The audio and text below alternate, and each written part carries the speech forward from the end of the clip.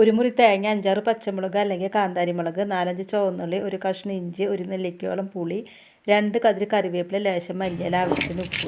ഇത് നമ്മുടെ അമ്മിക്കല്ലിൽ തന്നെ ഒതുക്കിയെടുക്കണം കേട്ടോ. മിക്സിയിൽ അരച്ചിട്ടുണ്ടെങ്കിൽ ആ നാടൻ സ്വാദ് നമുക്ക് കിട്ടില്ല.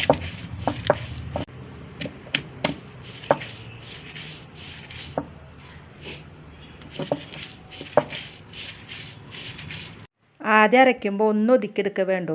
രണ്ടാമത്തെ അരവിന് നമുക്ക് ലേശം നന്നായി അരച്ചെടുക്കാം കേട്ടോ. ചുവന്നുള്ളി ഇഞ്ചിയൊക്കെ നമുക്കൊന്ന് കടിക്കാൻ കിട്ടണം, അതാണ് അതിൻ്റെ രുചി. ഇത് നമുക്ക് ദോശയിലേക്കും ഇഡ്ഡലിയിലേക്കും അതുപോലെ ചോറിലേക്കും കഞ്ഞിലേക്കും ഒക്കെ കൂട്ടാൻ പറ്റിയ നല്ല അസൽ നാടൻ വെള്ള ചമ്മന്തിയാണ് കേട്ടോ.